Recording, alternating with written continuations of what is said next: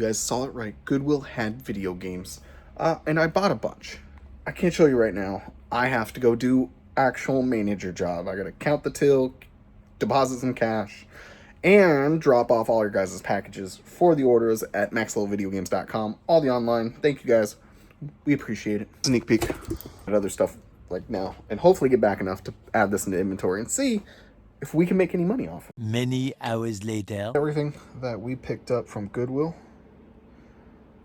Grand Theft Auto 5 is kind of sealed. It has a giant hole on the side, but it's cool to see it. Sealed, new. Need for Speed is new.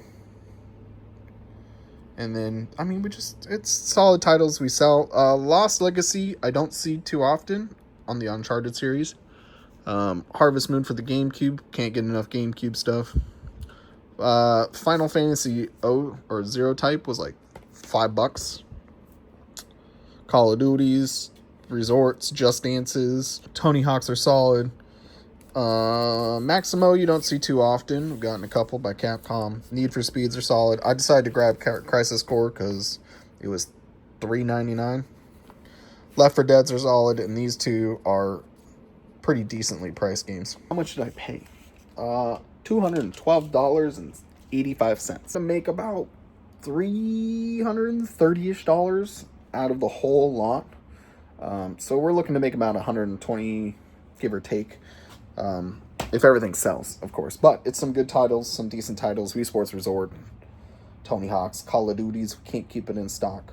Left 4 Dead, we definitely can't keep in stock. Some of them will make some money, some of them will lose some money, but in general, we'll come out ahead and on top. You can get it in stock. Honestly, getting stuff into inventory sucks. I wish there was a robot that did this. I would hire the robot. Hands put in condition and just does it in less time than I do.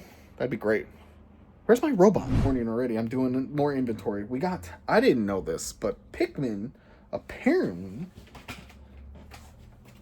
have an e-reader option. This is a Japanese copy of Pikmin 2. But I didn't know they had e-reader cards, which apparently they do. I don't know what the e-reader cards do, but we have an e-reader in the shop, and I think we have a Japanese GameCube. I can make one. I don't know what they do, but look at that. E-reader cards. So that's in that bundle, which is kind of cool. Also, just got a package. I'm excited for this package because of what it is. These guys are our new option for an upscaler. Now, there's some controversy with these upscalers, but in general, we need something retail that we can sell to customers that are slightly better than what we can get from Hyperkin. And so we went with these guys. So these are RetroScaler 2X's. If you guys know about the controversy, essentially the people that make this took RetroTink's data and just made a copy of it, pretty much. So these should be pretty good, if not comparable to a RetroTink Mini, which I've supported RetroTink. This is my personal one. So we're going to do a comparison between these and this. Now, don't get me wrong, compared to this, if you guys don't know, this is just your Amazon purchase buys that make it work but don't make it look pretty.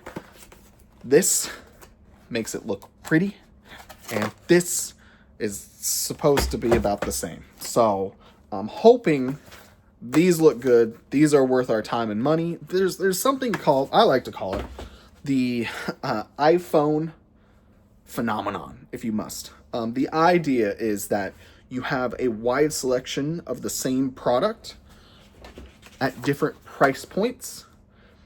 And so if someone wants to upgrade, they can. There's always these options. So having options for customer allow us to at least make some money, because having options is better than not having anything at all.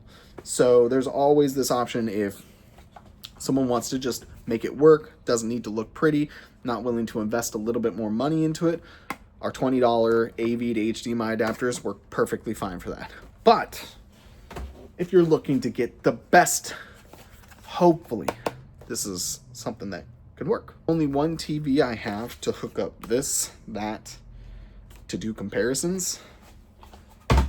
And that's gonna be our kiosk. So I think John wanted to be a part of this, so we will wait to do a three-way comparison on the AV to HDMI adapters we have, and the RetroTink Mini and the Upscaler 2X.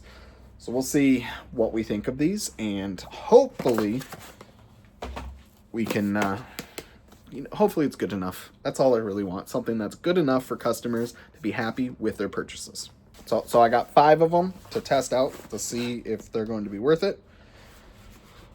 John, why can't you just come in today? What are you doing? I should call him. Text him and see if he's got anything going on. Hey John, I just got those upscalers in. Did you want to come in and fart around with them? So I texted him. We'll deal with that. I want to do it now. I don't want to wait for him, man. Just because I want to make sure these are good enough for you guys. They're pretty standard. Here's the instructions. Power. The system itself. There's an on and off switch on the side. It's a pretty beefy on and off switch. Build quality's not too bad. There's RGB, there's S-Video and RCA, and then it upscales to HDMI with the power. And then there's a couple input settings and stuff. If you want to read the instructions, be my guest. It's pretty straightforward. I don't have it in the collection behind me, but it has no manual. If I had, I don't think I have it. Let me check. Dang it, man. Sometimes I want to sell stuff. I'm like, yes, we can make money. And then sometimes I'm like, no, I got to keep it. And it's GameCube. So unfortunately, I have to keep the game. I wish it was complete though, man. It did come with the insert. What is this? Let's see. Registration card. Oh. Okay. As always, I think this is the way it's going to work. It's going to sit out there. It's got to sit out there for at least a couple of weeks. That's how it has to go. It's got to sit out there a couple of weeks. If it doesn't sell, I'll take it. How's that sound? Does that sound fair to everyone? Sounds fair to everyone in this game store. It's my game store. John's here, so we're gonna mess around with these things. We're gonna set you guys up, and we're gonna see what looks better. Which one do you think is gonna be better? The RetroTink. You think the RetroTink is? Yeah. I don't. I think the RetroTink in the blue box or the retro whatever it's called is gonna be pretty much comparable. You think so? Yeah. So we gotta set this up and then play some games. Okay. All right. We're gonna put the Sony to. So you want it in that screen corner? to 40 technically. Technically though, It's a 46. 46. Yeah, It's a 40. It's a 40-inch TV. That should give us plenty of. It'll let us genuinely see the difference as we run through the tutorial. Yeah. Hopefully RetroTink doesn't come at us for the video. Well, tell them to hit me up. Cool. That is some pixels. Oh no, I don't know. Whatever. I want to see what their special power is. Look it up while you're freaking loading and stuff. Huh? You gotta look it up. That is rough. Yeah. This is. I mean, it works, right? Do you feel?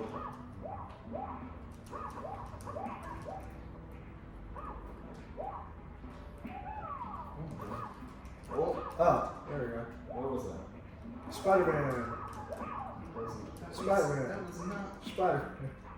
Oh, can I not beat you with that? Come on. That is not a special. That's just an up air. Oh, is it? Yeah.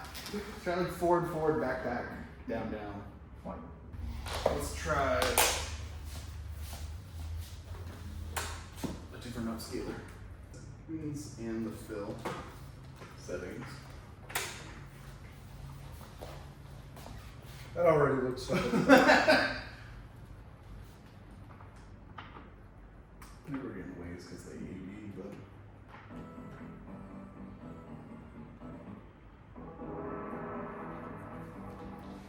let's see. Okay. Oh, Input select. Okay, this is nothing. This is like straight up AV to HDMI. Unsupports the signal. Then we got 2x.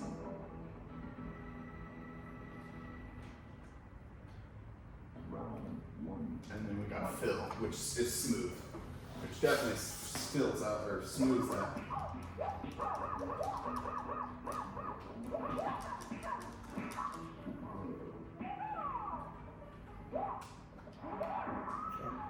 Blocked in. R. There you go. I went for a low.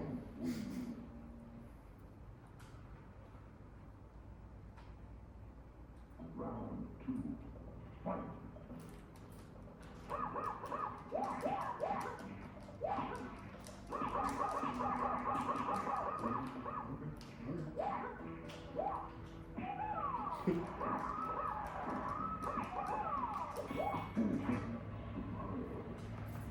There's a fatality. Does it look better? Yeah. it's better. Is that like it maxed out? That's pretty much it, yeah. The one thing I noticed is the waves probably from the AV cables from the Super Nintendo. But besides that, it looks better. Like I said, it's going to be comparable to this. So the upscaler really doesn't do a ton. There are ones that do a lot.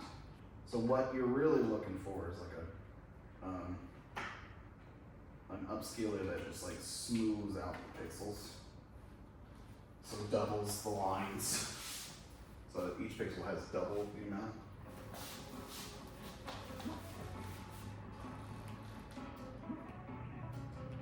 So smooth, not smooth, and then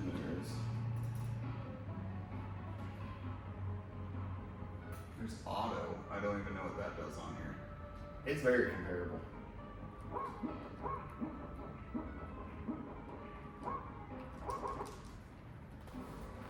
You know, so it's pretty much the same. In my opinion.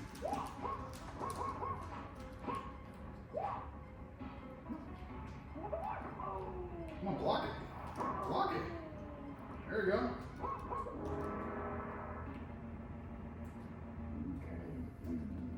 That's a pretty good TV. I kind of wish we would hook it up to a bigger TV, but honestly, like, this is what I use with the retro tank. They look exactly the same, right?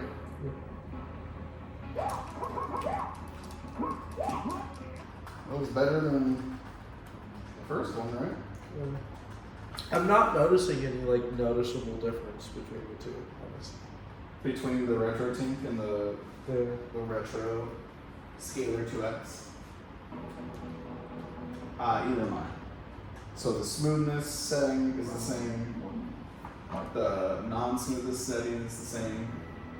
I would say this one doesn't have like a standard AV output setting, where the other one does have that no settings. But when it comes to looks on this TV, they look the same. Oh, what? Yeah. What's up? Oh, hi, Travis. I'll try an upscaler. Okay. Yeah.